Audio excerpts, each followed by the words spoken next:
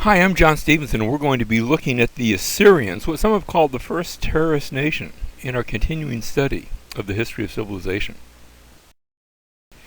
The early Assyrian period, I'm going to just choose a round number, around 2000 BC, as the Assyrians begin to grow and develop, to 1200 BC, and really we normally think of that as both the Old Assyrian as well as the Middle Assyrian kingdom. You have the Kassites in Babylon during a good bit of that time, and you have this kingdom of Mitanni that we've mentioned earlier, that begins to form to the west of Assyria in northern Mesopotamia. So that'll be the early Assyrian period, where the Assyrians and Nineveh, they're not an empire, they're just a growing kingdom. And then we're going to have the period of the Dark Ages from 1200. For the Assyrians, it's going to be around 900 BC, and a lot of kingdoms, like the Hittites, like others, are just going to fall apart during this period. The Assyrians won't fall apart. During these migrations that upset everybody else, the Assyrians are still going to be there. They won't be expanding, but they won't be in decline either, really. And they will pick up one new weapon, the Assyrian cavalry, the idea of riding on horses. Now, they don't invent it. They get it from their northern neighbors.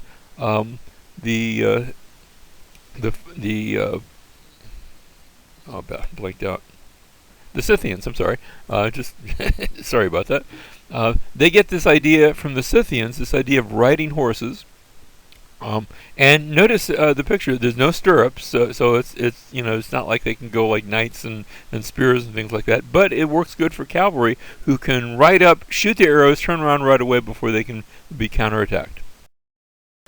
Next, we're going to see what we call the Neo-Assyrian period. This is going to be the expansion period, beginning around 900 BC up to 626, and then those last few years, 626 to 612, will be the declining years, which will culminate in the fall of Nineveh. So in the expansion period, we're going to see them expanding into the Levant, taking Aram and Israel, and trying to take Judah as well, all the way down to Egypt. We will see the growth of their terror tactics, which is why they've earned that nickname, the first terrorist empire. And it will culminate with the at least partial conquest of Egypt, at least lower Egypt, northern Egypt they will capture, and make forays even further south than that. Well, let's talk about the Assyrians then. They were a literary people. Now, quite a few people were literary, but we have quite a number. In fact, the greatest library of the ancient world, prior to the Library of Alexandria, will be with the Assyrians. And so we're going to see a great number of literary texts, and it won't just be because we've talked about different places where we found tablets and things like that, where we found writings, and they were just accounting bills and things like that. It won't be just that. They're going to have literary works in their library.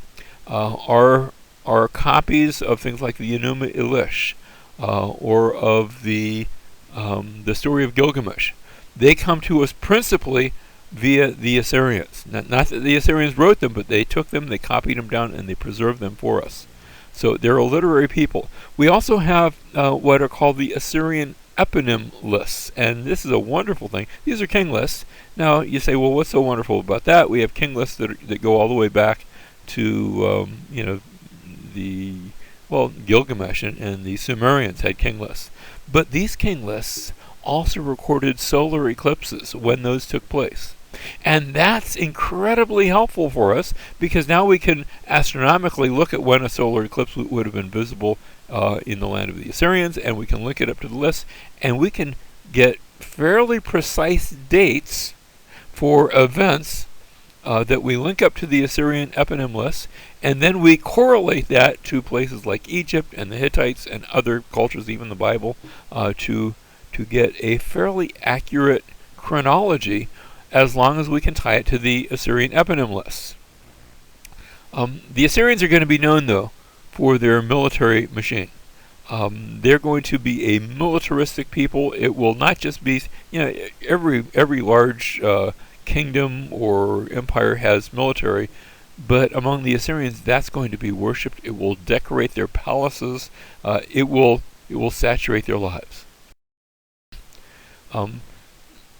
We read about, or we see on their wall paintings, the idea of slingers. Remember how David takes a sling and he goes against Goliath, and sometimes we view that as a little boy's weapon, and perhaps it was, but there were whole contingents, there were whole military outfits that were there to throw stones with these slings. It was considered one of the arms.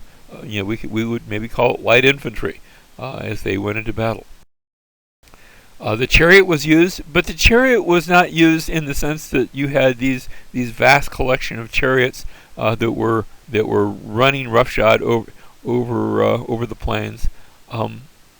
Rather, it tended to be used more, or at least depicted on their walls, for the leader, for the king. He would ride the chariot, and then your infantry, and yes, you had a cavalry contingent. Yes, they would be part of that military as well. We mentioned cavalry already. Here's another example of the Assyrian archer. Again, we noted no stirrups, so that can be a little bit unsteady. The horse is armored. The individual is not. The Assyrians were also masters of siege warfare, and this is depicted likewise in their palaces, where they would come and surround a city, not just starving it out, but building military machines as they would surround a city, tear it down, knock down its walls. Here they are, they're undermining the walls of the city, maybe tunneling underneath the city, so that they can break down its walls, break through into it. And notice here a picture of one of those military machines. It's a big tower, but it's on wheels so that it can be wheeled up. Notice there's a ramp or is it a ramp or is it a ram? Hard to tell. Looks like they're using that to break down the walls of the city. There are archers atop that are giving a defense to their workers, as archers within the city are trying to protect the city. And doing this, Nineveh is going to begin to make its way known, where this tiny kingdom starting off will stretch both to the south, to the north, but also especially to the west, as it reaches all the way over to the Mediterranean. And then once it goes to the Mediterranean, it will begin moving southward until finally we come to Israel and Judah, and past that eventually all the way down to Egypt. Now, I said the Assyrians were known for their terror tactics. This is typical. Again, this is a drawing from one of their wall paintings. Shows the Assyrians, they've taken fish hooks and put them through either the nose or the lip of their captives. They're maybe taking one of these captives and blinding him.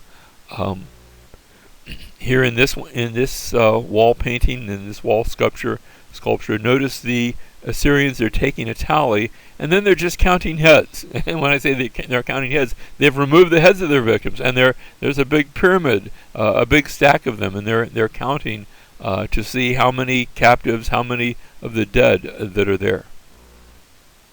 The Assyrians used to play, they were fond of playing a game. Who can strip the most skin off their victim while leaving him in screaming agony?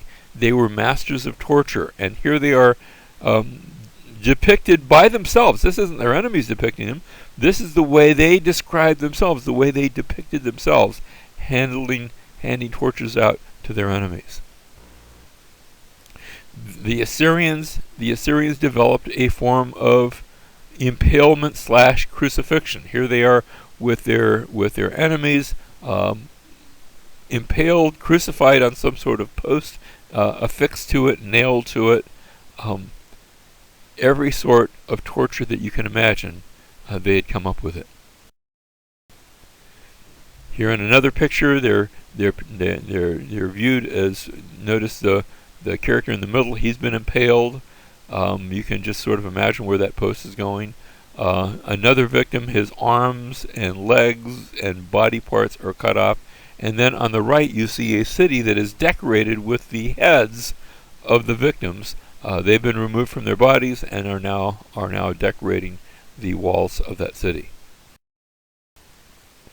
The Assyrians here are pictured coming home with their symbols of victory. They're each carrying a handful of heads.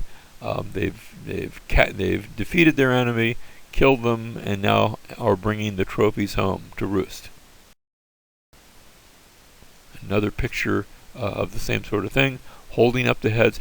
When we look at our local news networks and we read of maybe terrorists today in the Middle East that are in the business of taking heads and displaying it, it's from that same area from which Assyria came. It's the same people group. They are just that they're reliving the old ways.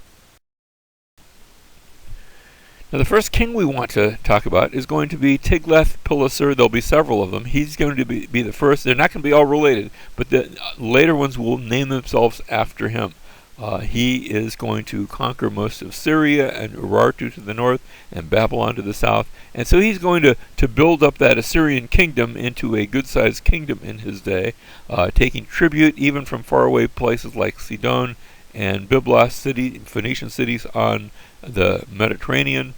But then after his reign, it will be followed by a period of decline. So one high point, again, this is during those Dark Age period, but then it's going to decline. Assyria won't fall apart, but they won't be doing this sort of expanding again for a while. And then we get to Shalmaneser III.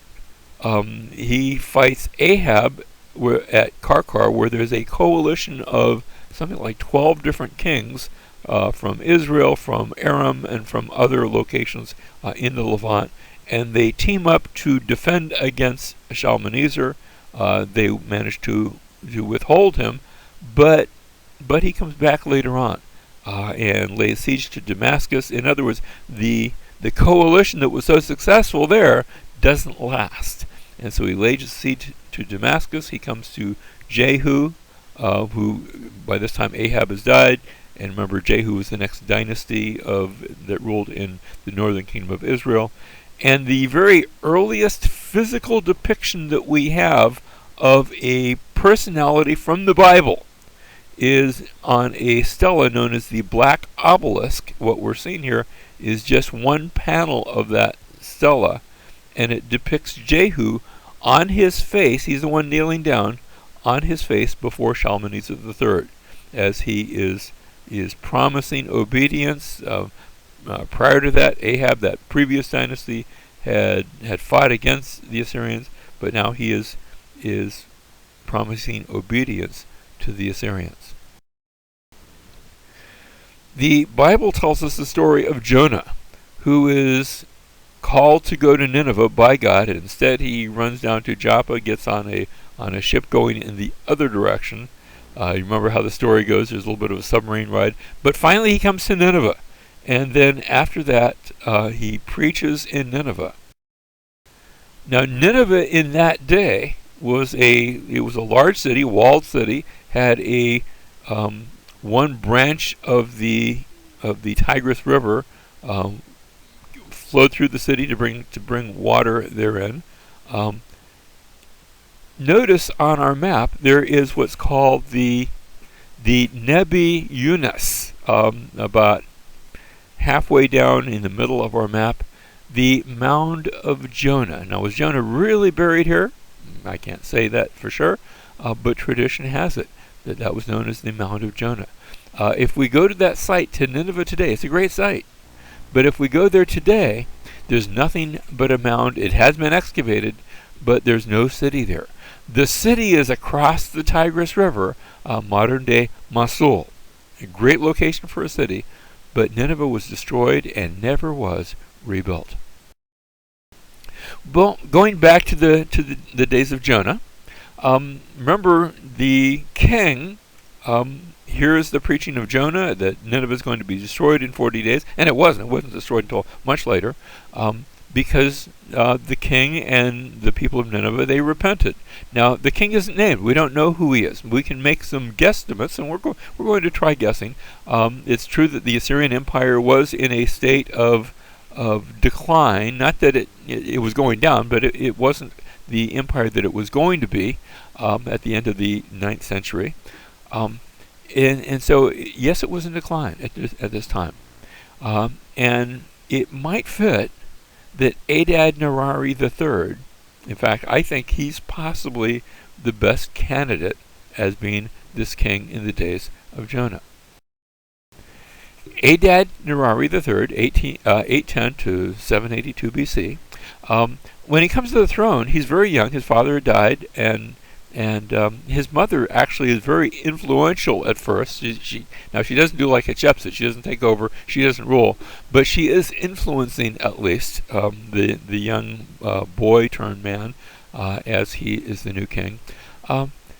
So yes, his mother's influential, but we see him early on then.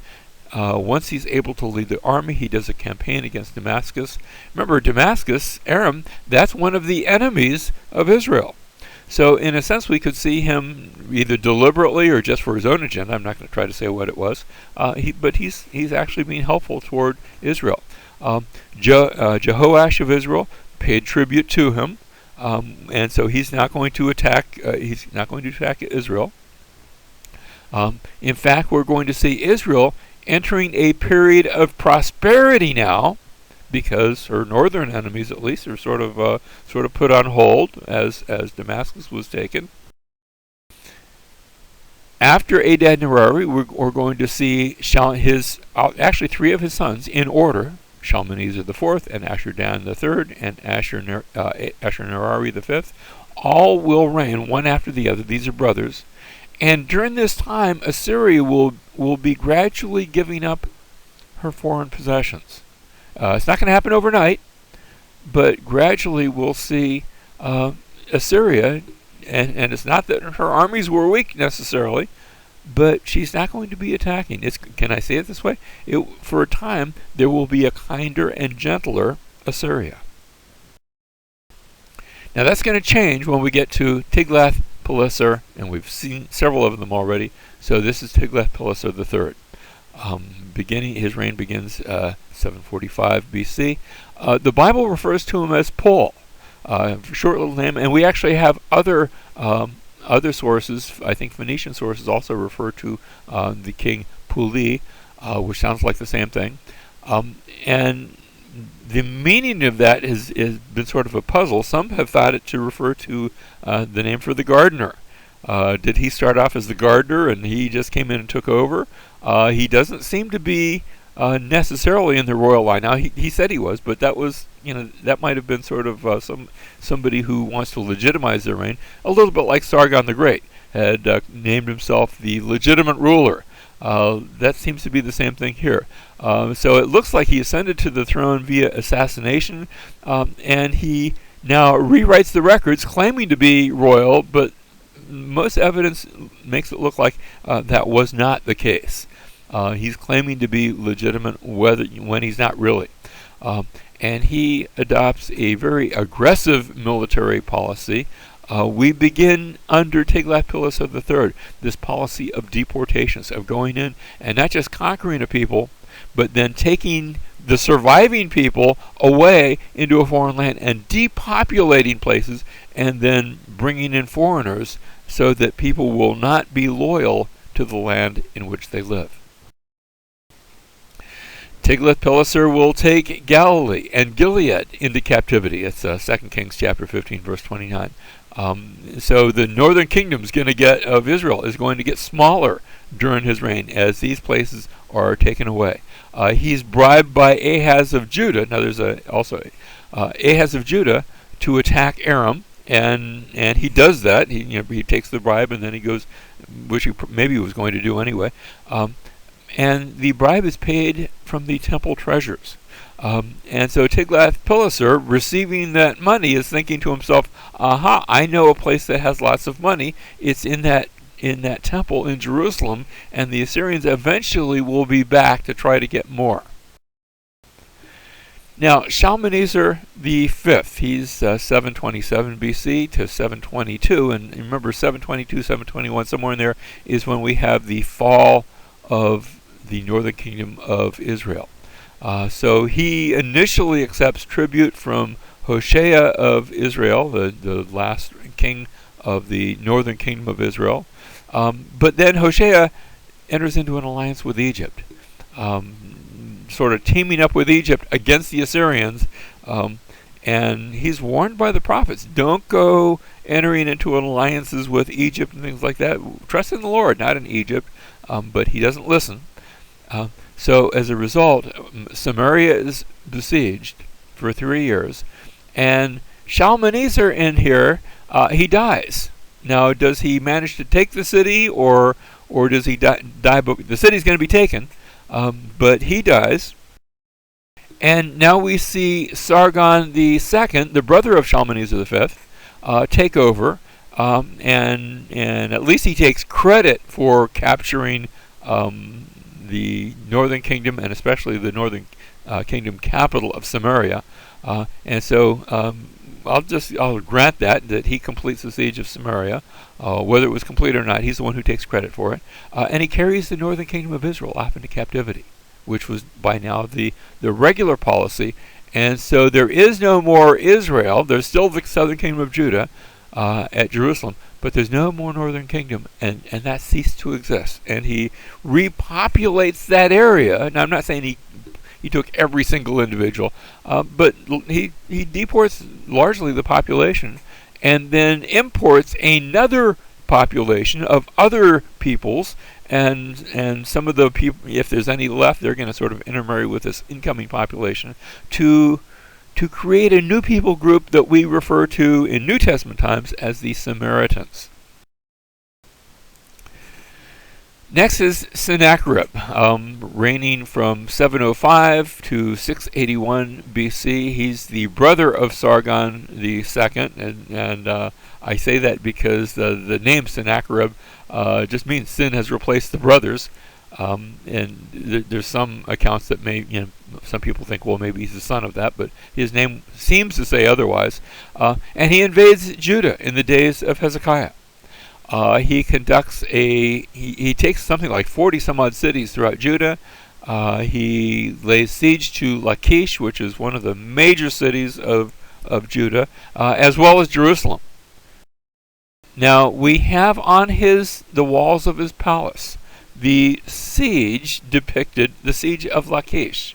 As he lays siege to the city, we see him surrounding it. It's a tremendous depiction of what a siege looked like, and not just the siege as they're gathered around it, but in this case, you can see the battering rams that are pushed up to the walls, and they're almost standing on end, because Lachish is on a high, sort of a high plateau with you have to go up the hill, and then you find yourself at the walls of the city, and yet the city's going to fall. Here again, we see this envisioning of the Assyrians, their torture tactics, taking their victims, spread eagle, and just tearing body parts and the skin off of them. Meanwhile, in Jerusalem, where King Hezekiah is there, and he's preparing, and has spent some time before the Assyrians even get there, preparing Jerusalem for the siege. And one of the things that he does in preparation is he takes the natural spring, the Gihon Spring.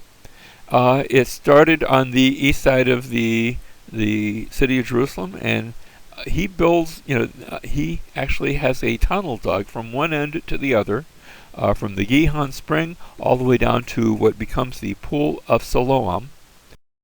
And that tunnel is still there today. And it still carries water from the spring all the way underneath the city, comes out on the other side, and just before you come out, they actually discovered this inscription. Now, what you're seeing here is a reproduction, because what they did is they took that inscription and they took it to the museum in Istanbul, in Turkey. And so if you want to see the original, you have to go to Istanbul, to the Antiquities Museum. But here's a reproduction. They've replaced what it originally looked like.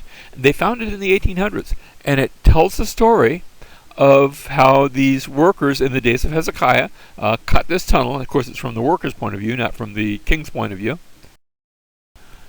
And Sennacherib comes and he lays siege to Jerusalem. Now the Bible tells us that at the end of the siege, he surrounded the city, and Isaiah chapters 36 and 37 actually tell the whole stories, as does 2 Kings tells the story of the siege. And in the biblical accounts, at the end of the siege, as Jerusalem is about to fall, instead of falling, God sends his angel in answer to the prayer of Hezekiah, who kills 185,000 of the Assyrians, and Sennacherib gets up and leaves. Well, we also have Sennacherib's side of the story. It's known as the Taylor Prism.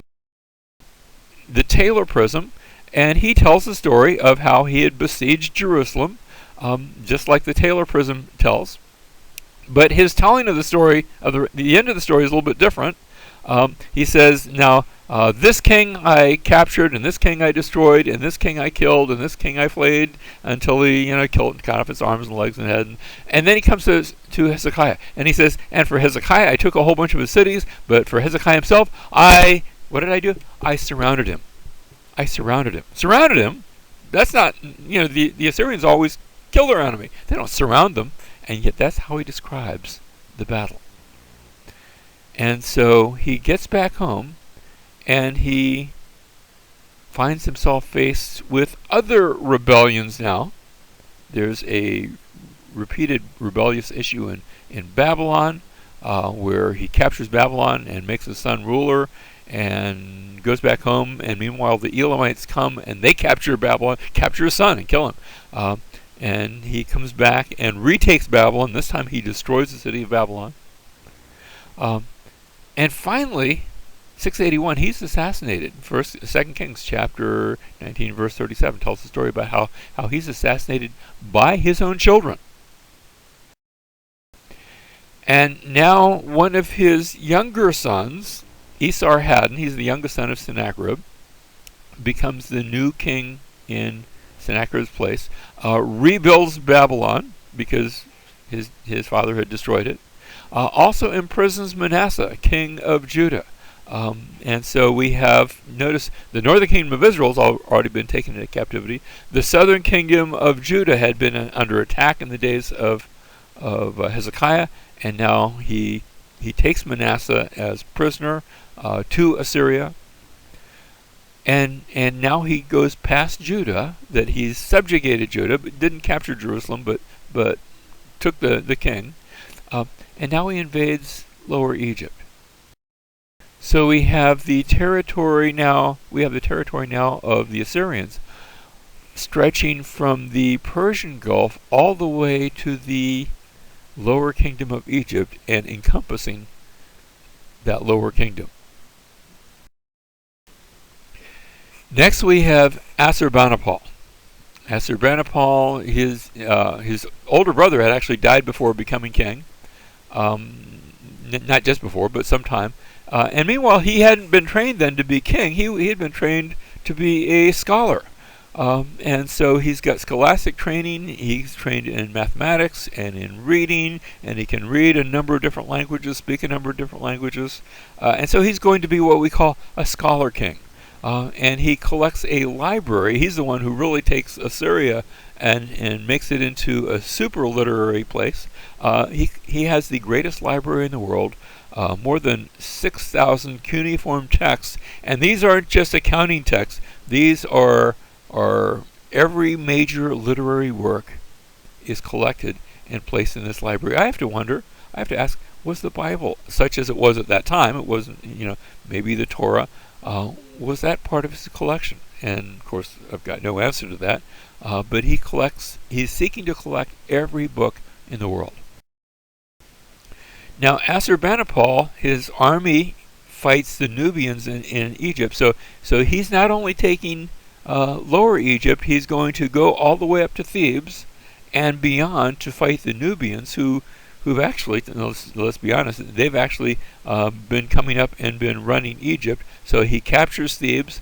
But then after that, after the Nubians are driven out, Egypt is going to be allowed to be sort of independent. They're still going to pay their taxes to the Assyrians, but they will have their own king, and it won't just be an Assyrian sitting on the throne. He also has to put down rebellions in Babylon and Elam, especially toward the end of his reign. And you get a sense toward the end, things aren't going quite so well in Assyria. Now, that's not to say that his kingdom had fallen apart yet. In fact, when we look at his wall paintings, instead of seeing him fighting other peoples, remember he sent his army to fight some of those people, but he's sort of a stay-at-home king. You know, we talk about stay-at-home dads, stay-at-home moms. He's a stay-at-home king, and we see him depicted going on lion hunts. He's pictured as being very vigorous. Notice here he's killing a lion with a sword. That's no small feat. Now, whether he really did that, I don't know. But one of the things that tells me is that there were lions in the Middle East in that day. There aren't any today. They're extinct from that part of the world today. But that wasn't the case back then. So when the Bible describes lions in that day, that's factual. Now, after his death, the fellows who become king after him won't do so well. And we're going to see the rise of a new group. They've been there, but they haven't been all that impressive. The Chaldeans in southern Mesopotamia, and they are going to team up with the Medes in the Zagros Mountains.